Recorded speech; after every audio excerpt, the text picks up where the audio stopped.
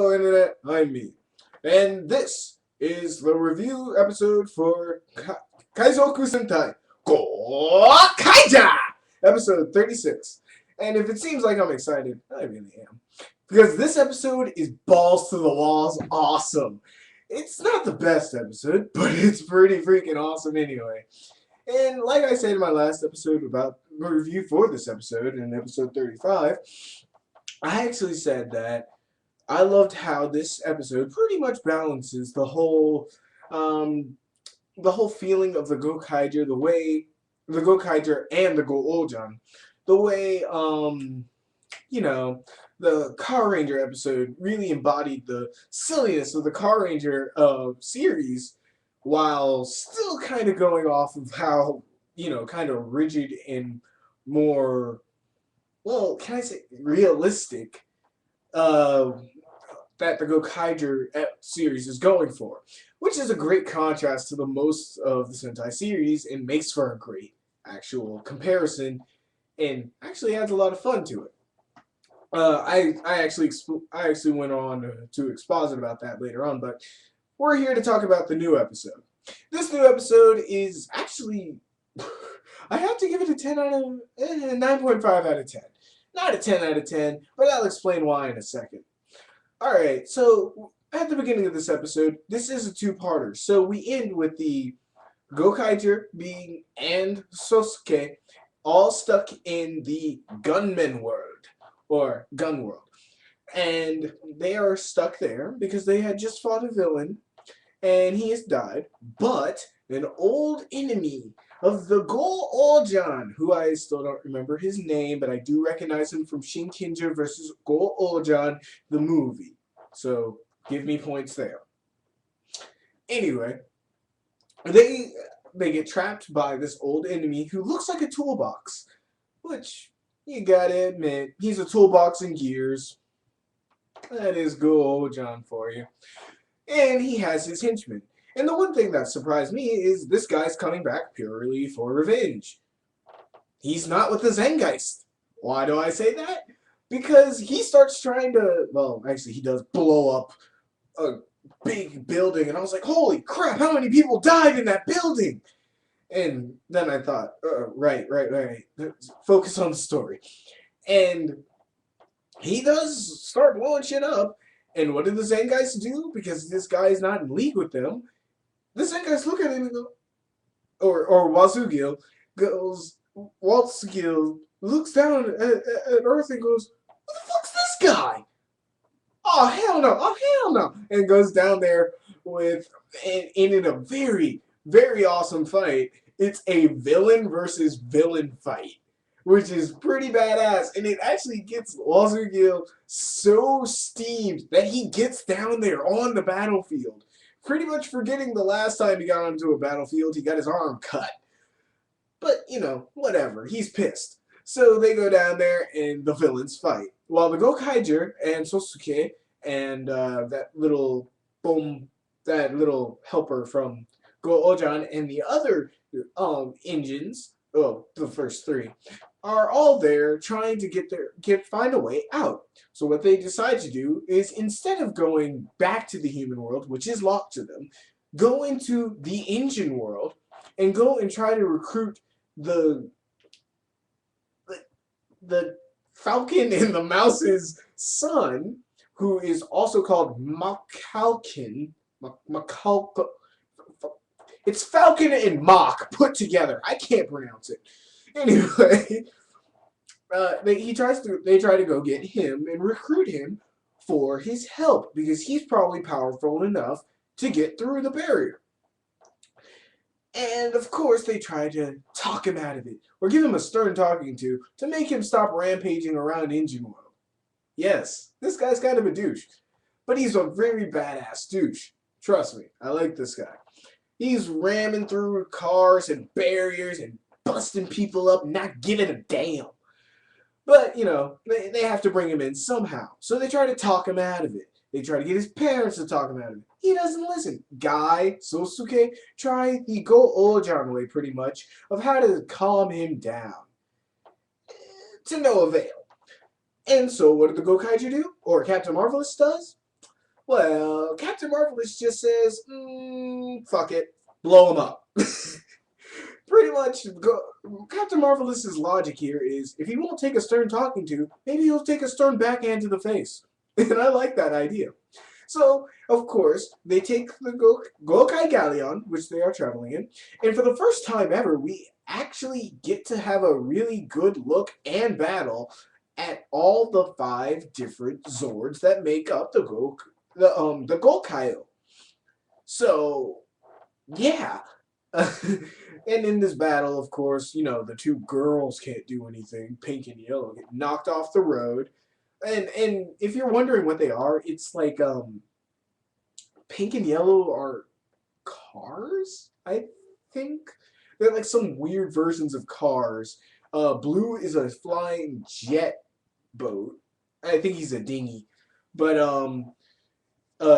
you had green, which is another car thing. I'm not too sure. Honestly, the looks of these Zords, I never got to talk about these, but the look of the Zords are almost like if you didn't know anything about sailing or anything that is used in sailing, like the equipment or the extra boats, you have no idea what these things are. And pretty much I only knew what one of them was, and that was probably Joe's because it looks like a dinghy. Honestly, it's a flying ship, but it's smaller. So I'm like, it could be a lifeboat or a travel boat for the bigger boat. That's all I got. So anyway, the fight continues. Of course, the guy is the son is being a douche, pretty much, but being a badass douche. I mean, he has side lasers and back missiles, and he can swerve and do all this cool stuff, which is actually pretty cool. And I do like the design of the son, who looks like a really cool mock racer. And of course, he's beating up the gokaiger kinda. Pink and yellow get knocked out quick, and that is kind of why I don't like this episode because as I'm seeing this show break the molds of previous sentai, the girls still get knocked down a little lower than the guys. Like the 3 guys can bring down this rampaging douche, but the girls are pretty much knocked away at the beginning of the battle. You can tell me I'm reading into this a little bit much, but it's just something I stand by. I'm sorry. Anywho, they actually rope him down, beat him up, and then, they actually, do the whole, like, oh, we don't have legs, but we'll land on top of him, wraps him around, kind of broncos him in, and, brings him in, knocks him out, and, has him calm his ass down. And, of course, they have him join him, and he says, I'm pledging my allegiance to the kaizoku sentai, and says pretty much, let's get out of here and, bust through. And they get back to the human world, where they see both sides fighting each other, which is kind of weird to them.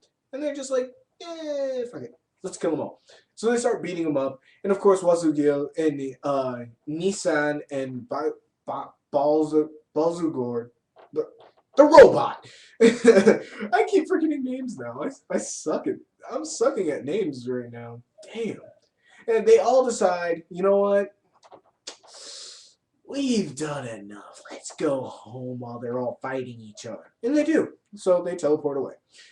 And of course, the Gokaiger fight, and they have this awesome Go-Ojan tribute.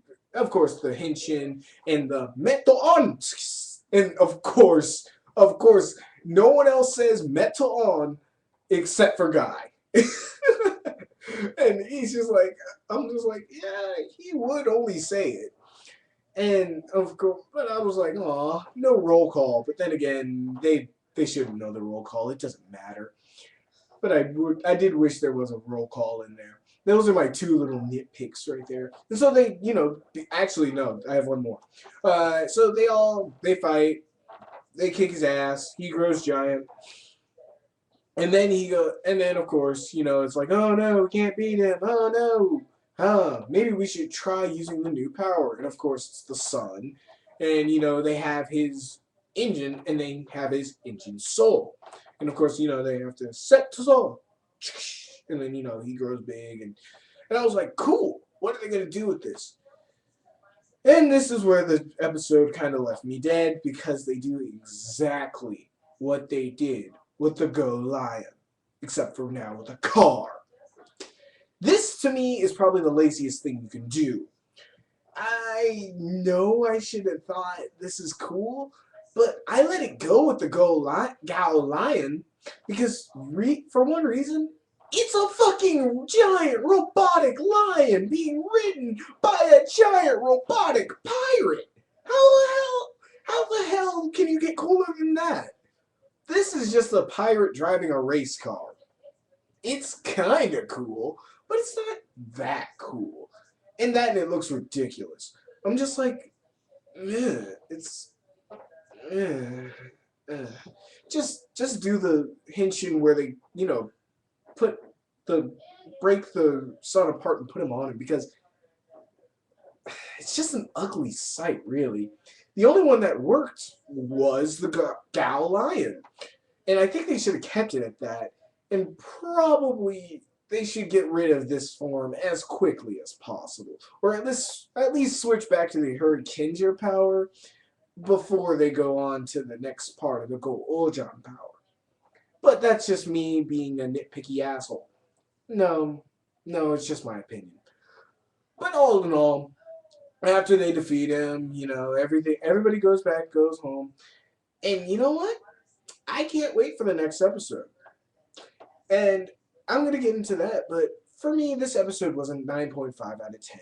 Other than the Zord, the two girls, the girls, of course, being completely useless in battle that one time when it comes to really getting something done, and the lack of a roll call for the Go Ojan. Other than that, I'm actually pretty happy with this episode. And I know they can't do the roll call. That's just me being a picky asshole. So, this episode is a 9.5 out of 10 if it weren't for those small little quips. That's pretty much it. If you really want to go watch this episode, I actually do recommend not only this episode, but unlike Kamen Rider Forzen, which I haven't watched yet, so I'll get back to you on that. These two parts are actually worth watching together. I can say you could skip the first part, but you'd be missing out on the actual fun of this episode.